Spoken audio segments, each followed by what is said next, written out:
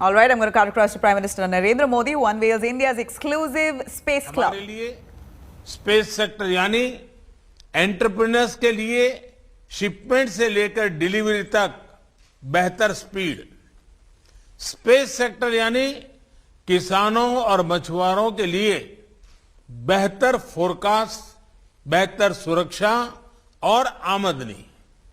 हमारे लिए space sector का मतलब इकोलॉजी की, पर्यावरण की बेहतर निगरानी, प्राकृतिक आपदाओं की सटीक भविष्यवाणी, हजारों लाखों लोगों के जीवन की रक्षा।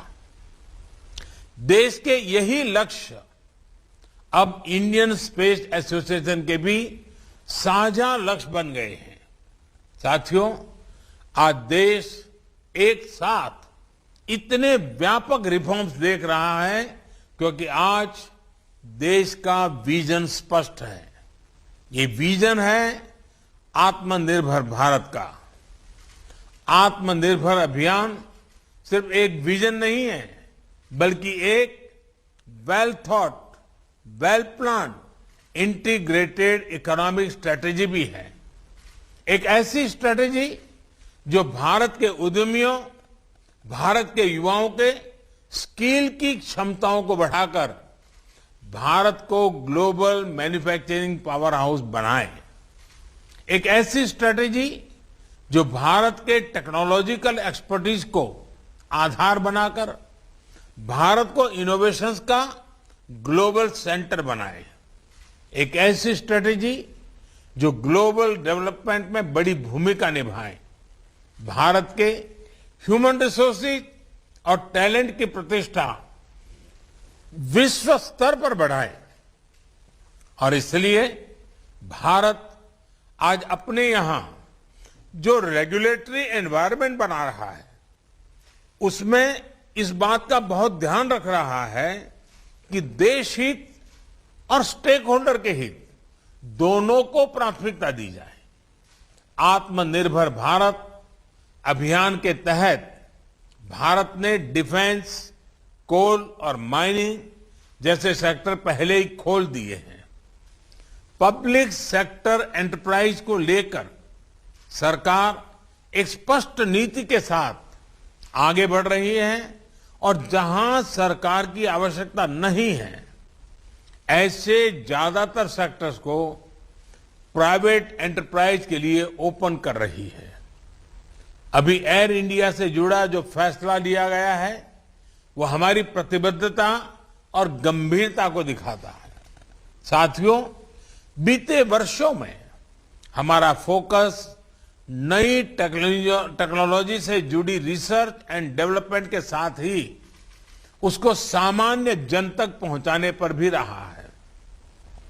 पिछले 7 साल में तो स्पेस टेक्नोलॉजी को हमने last mile delivery, leakage free और ट्रांसपेरेंट गवर्नेंस का अहम टूल बनाया है। गरीबों के घरों, सड़कों और दूसरे इंफ्रास्ट्रक्चर प्रोजेक्ट्स में जियो टैगिंग का उपयोग हो, सैटेलाइट इमेजरी से विकास कार्यों की मॉनिटरिंग हो, फसल बीमा योजना के तहत तेजी से क्लेम सेटल करना हो, नाविक सिस्टम से करोड़ों मछुआरों की मदद हो, डिजास्टर मैनेजमेंट से जुड़ी प्लानिंग हो। हर स्तर पर स्पेस टेक्नोलॉजी गवर्नेंस के प्रोएक्टिव और ट्रांसपेरेंट बनाने में मदद कर रही है। साथियों, टेक्नोलॉजी जब सबकी पहुंच में होती है, तब कैसे परिवर्तन हो सकते हैं, इसका एक और उदाहरण डिजिटल टेक्नोलॉजी है। आज अगर भारत दुनिया की टॉप की डिजिटल इकोनॉमी में से एक है, तो इसके पीछे एक बड़ा कारण यह है कि हमने डेटा की ताकत को गरीब से गरीब को भी सुलभ बनाया है।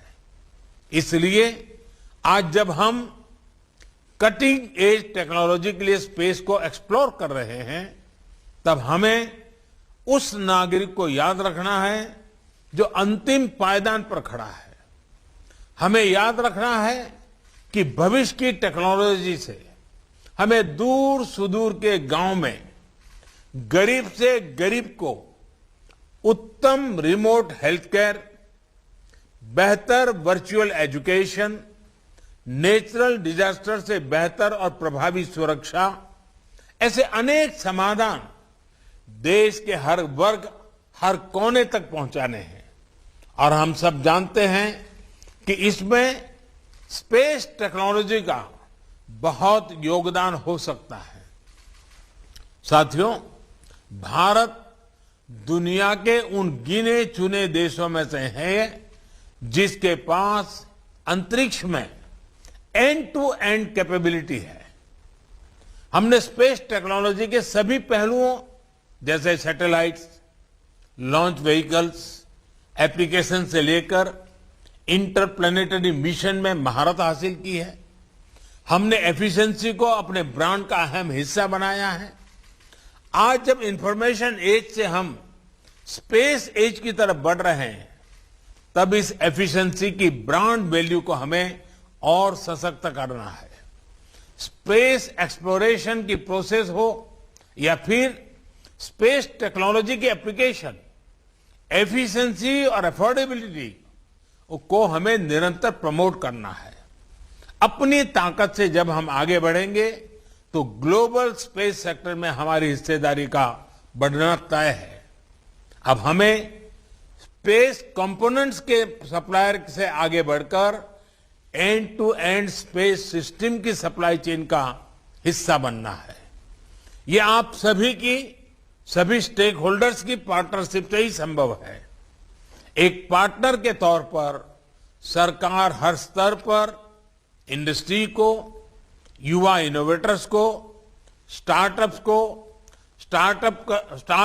सपोर्ट कर रही है और आगे भी करती रहेगी। साथियों, स्टार्टअप का एक मजबूत इकोसिस्टम विकसित करने के लिए प्लेटफॉर्म अप्रोच बहुत जरूरी है। ऐसी अप्रोच जहां एक open access public control platform सरकार बनाती है और फिर उसको इंडस्ट्री और एंटरप्रेन्योर्स के लिए उपलब्ध कराया जाता है। उस बेसिक प्लेटफॉर्म पर एंटरप्रेन्योर नए सॉल्यूशन तैयार करते हैं। डिजिटल पेमेंट्स के लिए सरकार ने सबसे पहले यूपीआई प्लेटफॉर्म बनाया। आज इसी प्लेटफॉर्म पर फिनटेक स्टार्टअप का नेटवर्क सशक्त हो रहा है। स्पेस सेक्टर में भी ऐसे ही प्लेटफॉर्म अप्रोच को प्रोत्साहित किया जा रहा है। इसरो की फैसिलिटीज तक एक्सेस हो, इन स्पेस हो, न्यू स्पेस इंडिया लिमिटेड हो, ऐसे हर प्लेटफॉर्म से स्टार्टअप्स और प्राइवेट सेक्टर को बड़ा सपोर्ट मिल रहा है। जियो स्पेशल मैपिंग सेक्टर से जुड़े नियम कायदों को भी सरल किया गया है ताकि स्टार्टअप्स और प्राइवेट एंटरप्राइज नई संभावनाएं तलाश कर सके। ड्रोन्स को लेकर भी ऐसे ही प्लेटफॉर्म विकसित किए जा रहे हैं ताकि अलग अलग सेक्टर में ड्रोन टेक्नोलॉजी का उपयोग हो सके। साथियों, आज 11 अक्टूबर को international day of the girl child भी होता है। हम में से कौन भूल सकता है भारत के मार्स मिशन की वो तस्वीरें, जब भारत की महिला वैज्ञानिक इस मिशन की सफलता का जश्न मना रही थी। मुझे विश्वास है स्पेस सेक्टर में हो रहे रिफॉर्म इस क्षेत्र में विमेन पार्टिसिपेशन को और ज्यादा बढ़ाएंगे। साथियों, आज यहां आप सभी साथियों के ने अन्य बातों को लेकर भी अपने सुझाव दिए हैं। आपके इनपुट्स और सजेशंस ऐसे समय में आए हैं जब स्पेस कॉम पॉलिसी और रिमोट सेंसिंग पॉलिसी को फाइनलाइज करने का काम आखिरी चरण में है। मुझे विश्वास है कि सभी स्टेक होल्डर्स के एक्टिव एंगेजमेंट से देश को एक बेहतर पॉलिसी बहुत जल्द ही मिलेगी। साथियों,